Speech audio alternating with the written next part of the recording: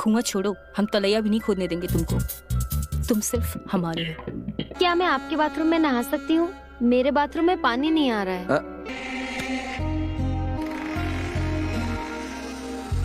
तो दोस्तों, स्टोरी की शुरुआत में विद्यांत को दिखाया जाता है जो कि भाभी के साथ में होता है। कौन सी भाभी? मीना भाभी, जो उसे रोमांस के नए नए तरीके सिखा रही थी और उसके साथ रोमांटिक हो रही थी। जहां पर हमें दोनों को एक पलंग तोड़ कार्यक्रम दिखाया जाता है, जहां पर वो मीना की गुफा की अच्छे से खुदाई करने के साथ साथ पानी निकाल रहा था और मीना उसे सिखा रही थी। विद्यांत भी सीख रहा था। जैसे मीना उसे बता रही थी वो ठीक वैसे ही रोमांस कर रहा था। विद्यांत भाभी से बोलता है, भाभी आप जैसे बोलोगी मैं ऐसे ही करूंगा। कुछ देर बाद भाभी उसे छोड़ने की बोलती है, लेकिन वो तो धड़ाधड़ दे गोलियों पे गोलियां छोड़े जा रहा था। लेकिन भाभी बोलती है, तू ऐसा करेगा ना फिर से सोनिया तुझे भगा देगी। यही तो सीखना है तुझे, रुक रुक के आराम आराम से धीरे धीरे से। तुम बस सीखने पर ध्यान दो और बाकी सब मुझ पर छोड़ दो। यहाँ पर विद्यांत बोलता है, सीख तो मैं गया हूँ लेकिन अब क्या फायदा। यहाँ पर भाभी उसके मन की बात समझ जाती है। तब भाभी बोलती है, क्या हुआ, तू उसके घर नहीं जा सकता तो उसे यहाँ बुला लियो।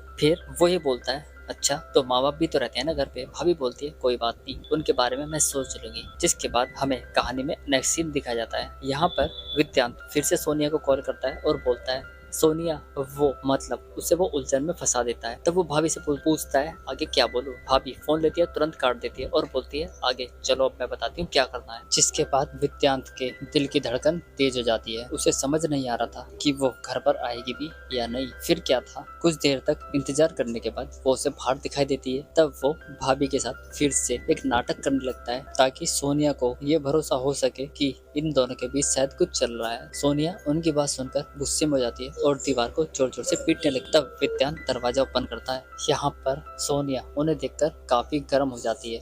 उसे बहुत बुरा लगता है क्योंकि उसका लवर किसी और के साथ जो था, लेकिन वो उसे समझाने की बहुत कोशिश करता है। वो बोलता है, वो मेरी आंटी की दोस्त थी। लेकिन सोनिया बोलती है, वो आंटी की दोस्त थी, तुम्हारी मम्मी की दोस्त थी, लेकिन लग तो नहीं रहा था। ऐसा लग रहा था मानो जैसे तुम्हारी गर्लफ्रेंड हो, जैसे चिपक चिपक के खड़े थे, कैसे दांत फाड़ रहे थे। वो नाराज होकर वहाँ से चली जाती है। कहानी में आगे फिर से हमें शोभा को दिखाया जाता है। इसके बाद मीना को दिखाया जाता है। वो देवेंद्र के रूम में जाता और बोल, मेरे वॉशरूम में पानी नहीं आ रहा, क्या मैं आपका वॉशरूम यूज कर सकती हूँ। जिसके बाद वो बेझिझक अपने वॉशरूम को उसे यूज करने के लिए देता है और बोलता है, कोई दिक्कत हो तो बता देना। तब वो बोलती है, मैं अपना टॉवल भूल गई हूँ, कृपया ला दीजिए उसे। वो उसे टॉवल देने लगता है।